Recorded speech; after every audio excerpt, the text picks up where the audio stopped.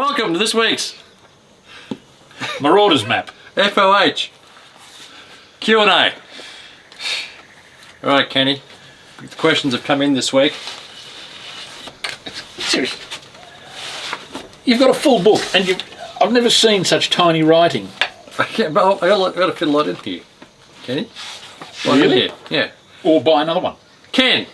Oh, Jesus. This one's for you. Don't get... No, these are proper cigar questions. Did you always have a good... Start again. Did you always have a good palate? Or have you trained your palate? What's a tough one, Ken? Well, it's probably... A lot of supposition in that question. Yeah, you go back to the wine side of things, and I put a lot of work in on the wine side of things, and I think that trains palates and that carries over. So for people out there who do a lot of wine tasting, they see a lot of flavours. And one of the hard things I think that a lot of people find, whether it be wine or spirits or cigars or whatever, is they'll taste something but actually thinking, what is that taste? And being able to put it down on paper and say, I'm tasting X, Y and Z. They know they're tasting something, but very often they can't think what it is or why it is. And I think taking notes is a huge way to help that. And then, yeah, so I did a lot of work with the wines over many, many years. I mean, okay, that might have just been drinking, but yeah, so that translates across, I suspect. But whether at the beginning I had a particularly good palate or a particularly bad palate, I've got no idea really. But people have better palates than others. I mean, in terms of the number of taste buds you have. Yeah, absolutely. I mean, you're born physiologically, everyone's different in their palate. Oh, I see. You'll not have the same palate as someone else. And it's not just the ability to taste, it's you taste variations. So one person might be getting chocolate, someone else might get more vanilla or something like that. I mean, that's probably an extreme example of something, but you and I might look at a very similar, the same cigar and be getting different things from it. And that's because of neither are wrong. He often is. But you know what I mean? True. I must say, taking notes, especially when you're starting out, just taking, I know it sounds silly, just a pen and a pad, and as you come across different things, just write it down. And people often say, I can't taste anything in a cigar. And I say, well, put a pen and paper next to you and just write down what comes to mind. And at the end of the cigar, they look at the pen and look at the pad, and it's actually full of scribbles and notes, etc. that you are tasting. It'll get better over time. Interesting. Freezing cigars. Rob, how do you do it? Why do you do it? When don't you do it?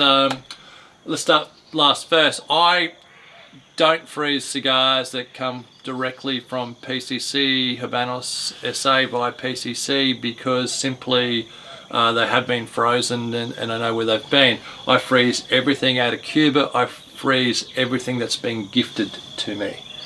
I freeze all my non-Cuban cigars as well. We haven't seen outbreaks of beetles for such a long period of time in stocks from Habanos SA, not since 2005 and 6, which is when they introduced the freezing processes into Cuba itself, or into Havana itself. The freezing process, I'm not that. I wrap them in cling wrap and then put them in the freezer I put them in the fridge for a day, I put them in the freezer for a week. Generally, guys, I forget about them and then they'll be in there 2 or 3 weeks and I'll take them out, put them back in the fridge for a couple of days. I take the cling wrap plastic off them and I put them back in the fridge, and then I put them on a bench for a day, then back in my humidor. Cigars are a lot tougher than you believe, right? So you don't have to be so meticulous with them, but give them a good freeze. I mean, don't give them a freeze for 2 or 3 days. Let them go for a good week, 10 days. For those who've been around in the periods of time when beetles were an issue, you'll remember when they actually hit hard. I haven't frozen anything for probably 10 years, but most of the stuff it comes from you. Or I probably should freeze stuff I bring back from Cuba. Absolutely. Cuba, honestly, in Havana itself, we've been to factories, we've been to divans. It's only last year in divans where we're actually killing beetles as they're crawling across the cigars and the tabletop in Partagas or in, where was the one we went at Melia Coiba. It was, they're everywhere. So you're doing yourself a disservice if you're bringing cigars back and you're not freezing them from there. Vacuum sealing, do you recommend it? Vacuum sealing, a lot of guys will vacuum seal their boxes of cigars and put them away. It slows down the aging process, but the aging process apparently is better long term. And that's all fine and dandy, except for the fact, for me, I like my cigars generally in that 5 to 8 year range. So really vacuums, I don't want to delay the aging process. I want them to age as quickly as possible, so I don't do it. But I've got guys who do it, and they swear by the results. But again, if you're like me, who love that intensity of flavour earlier on, then no, I don't do it. 5 to 8 is great, is the way I look at it. Ken, do you describe the difference in taste of a vintage dress box? Sorry, I can't read my writing. I should bring my glasses. What's the taste between vintage dress boxes? Well, this is interesting. Oh, this is interesting. This one is this interesting? I was being sarcastic, but Where? So, is there a difference in taste between a vintage cigar that's been kept in a dress box and a vintage cigar that's been kept in a tubo? Let's assume they're the same cigars. I saw that on the thing. Yeah.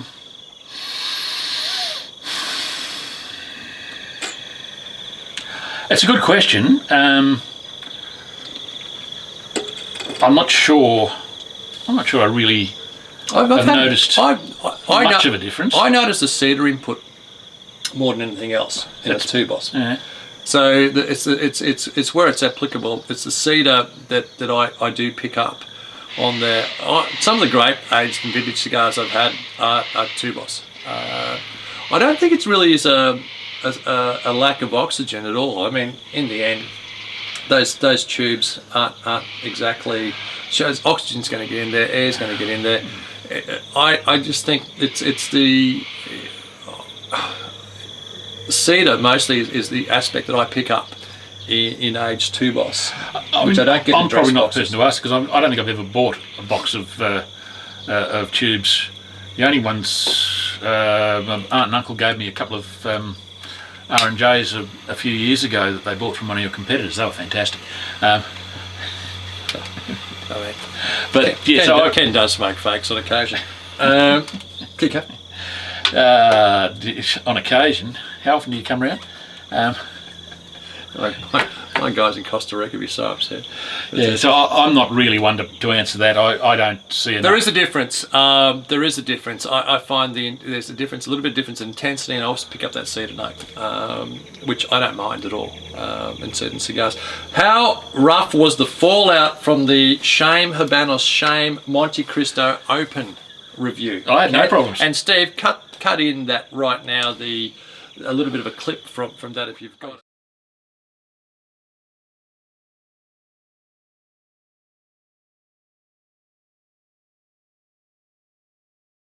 Welcome to our third review of the Monte Cristo Opens, which is the Monte Cristo Jr, the baby of the ranks. Ken, initial flavours? I'd have to say it's a better quality cardboard. Great. I agree, mate. That's completely rooted. Someone in Habanos sold their soul for these. See, we are sending out a search party for flavour. Absolutely. I've had to relight this thing 3 times already. It's a wind tunnel when it's going, and then it dies. So I'm not getting that excited. For Christ's sakes, this thing stopped again. Seriously? Going for it.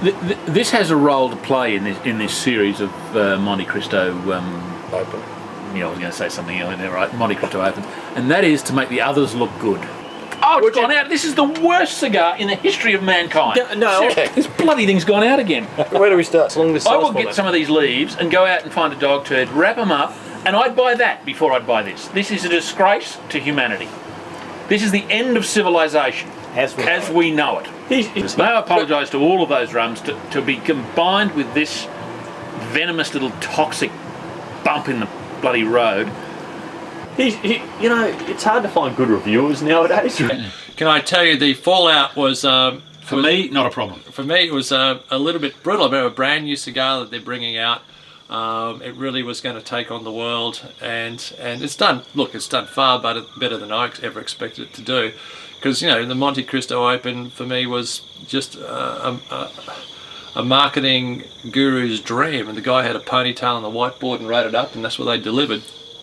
But It was awful, and when Kenny on that video review just looked down the camera and said, "Shame, Habanos, shame." I did get a call. In fact, I've got several calls and an email, or two. I'm here to help. Yeah, exactly. Whose side are we on, effectively? And we've always called it as we've seen it. Well, it's just the way it is. That's what I've told them. We just call as we see it. If you do a good cigar, we'll do a good cigar, and if you don't do a good cigar, we'll pitch it. I think we did pitch that one over the balcony at the time.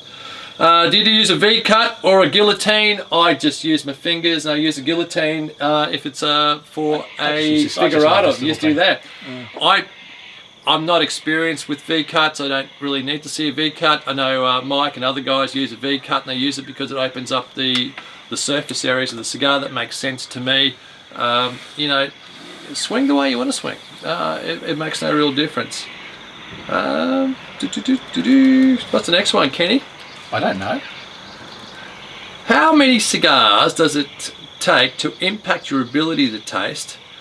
In other words, what you brought up before was, or to destroy your ability to taste. In other words, or to take away from it. So when you have 2 cigars in a row, turn that off. It's Ben. Sorry, Ben. So when you have a cigar, You've got Beyonce as a ringtune for Ben. that wasn't Beyonce. What was Beyonce? I wouldn't know. I don't know a single song Beyonce does. Do you plan, when you do a tasting of cigars, you're going to have, and you don't often have 2 cigars. No, or 3 I cigars. very rarely do that. I mean, I do. I mean, I'll have 2 cigars, but I try to do the lighter of the cigar profiles first. we didn't today. I mean, We didn't today. We got it wrong today. And sometimes you just get it wrong. You assume one cigar is going to be lighter than the other. I'm sorry, when you say we, didn't someone say they should be the other way around? When you say we? Yeah, it's easy to have 20/20 vision, mate. I mean, Before hindsight, we 20/20 got- hindsight. No, you didn't say it beforehand.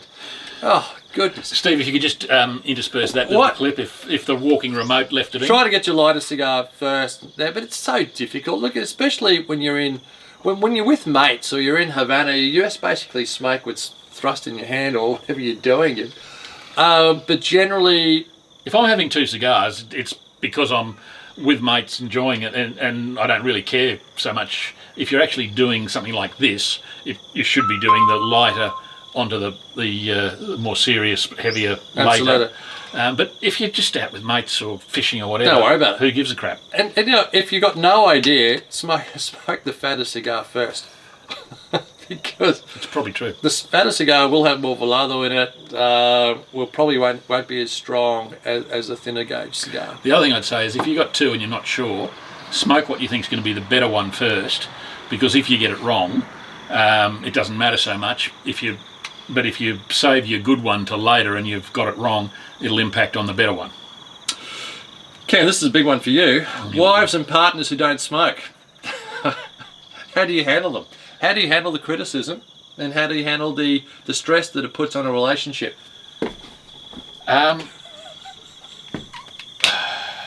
This is a serious question. You've got to give some serious answers. Yeah, I'm thinking about that. Would you go out with a woman who doesn't smoke? Well, the funny thing, but long before I ever smoked, and I've never had a cigarette, so I used to hate it when girlfriends used to smoke, but not that they took any notice of me.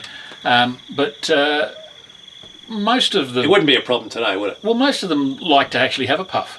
Yeah. And I don't normally sit down and have a... If I'm going out with someone who doesn't smoke, I don't smoke. I know. It's I don't actually, smoke. this is actually a decent issue with a fair number of you, that there is some issues at home in terms of... That'd be a different thing. I mean, if I was in terms married... of, you know, why are you having a cigar? Yeah, not having a cigar again. We don't like the smell of the cigar, etc. There, well, you just got to work out. You just got to work out that medium ground with your partner. I mean, in the end, look, Dee's started having cigars with me. Yeah. Yeah. Normally, when she's had a couple of bottles of wine in it, so it's always I know we're in for a good time. Otherwise, so we can recommend good family lawyers. well, you know, divorce is expensive because it's worth it. I mean, it's a Hi, Dee. fair comment. Oh no! You reckon that won't get shown at the next hearing? Can Rob and Ken discuss the topic of the tips and the tips and tricks of how each of you taste and try to source the flavour of a cigar. I mean, do you wait? Are you looking for flavours, Well, I or think flavours fall upon you? Well, it's a bit of both. I think because if you pull out cigar X, most of the time you've either smoked them before. You don't often smoke a brand new cigar. Obviously, we do occasionally, particularly for this stuff. But most of the cigars you've smoked before, so you've got some idea of what to expect, and whether you like it or not, you're probably looking to see whether those flavours come through. If it's a new cigar, you're probably looking at which brand is it? If you pick up a Monte Cristo or Cohiba, you're expecting something along those lines. The interesting thing probably comes in with regionals and limited editions and things, because they tend to throw some of that out the window. So you probably look to see, okay, you've got a limited edition Cohiba. Are you getting any Cohiba characters through it? But then say you've got a completely blind cigar, you have to start from scratch, and then you just see what comes. Yeah, I love those moments when you light a cigar and it's just like those Batman cartoons. You see a kapow, it's just bang. The flavours are right there, and it just hits you. You don't have to think, except for that. But there are other times, and specifically with younger cigars, where you can almost taste the flavours a little bit muddled, and it's a mix, and you're trying to get a thread from those flavours out. I love working through those sort of cigars there. And for me, because I'm always trying to assess where that young cigar is going to end up down the track, and I take it back to other young cigars that I've had in the past from that market, from that vitola, and then I'm very fortunate that you can sort of have an idea of what those cigars were like when they're young, and when they were at 3 years and 5 years and 7 years, and often they follow the same sort of trajectory. I suppose one, if we go back a few weeks, we did the Anahardis R&J. And yours was better than mine, but I went into that because we'd done the standard, if you like, the week before, and so you're immediately looking to see, does it equate to that? It should be a step up, you'd think, given it's supposed to be a special cigar. So you're looking to see if you're getting that character, and you're looking to see what you can get. Sadly, not even... I was telling Rob, we, as the video probably showed, I hadn't seen the video, but I think we ditched them with about at least a third to go. Mine went into a pot plant down there. My resident possum the other night dug it out. It got about a foot before it threw it away. The possum didn't even like it. Now, seriously. Expectation is one of the great enemies of tasting of cigars. You really need to keep that expectation down. Let the cigar evolve at its own pace without you impinging upon what it should be doing. I should be getting this. It should be doing. Just relax. But at the same time, if you have spent money on an Escondido or something special, and you have a fair idea of what you're expecting, it should be an enjoyable experience. You should be looking. It should be an enjoyable experience. If it falls short, then of course you're going to be looking what's wrong, where is it? You're going to. But give it a chance. Give it every chance to evolve, without that level of expectation on it. But it's not easy. It's not an easy thing to do, and I've been guilty of it plenty of times. You expect something so great out of a cigar, and it just doesn't deliver. And then you've got that little beaten up thing that you pull out of the humidor and you light it up, and it's absolutely brilliant. And that's what makes cigars great.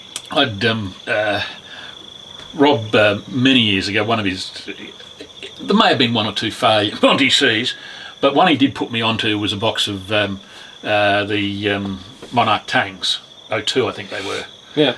They're just something. The Tang Monarch's one of the great cigars. Phenomenal. And I'd pulled out a couple. I'd forgotten I'd done this, a couple from the box, and I'd put them in the to be smoked sort of section, and I'd sort of forgotten about them.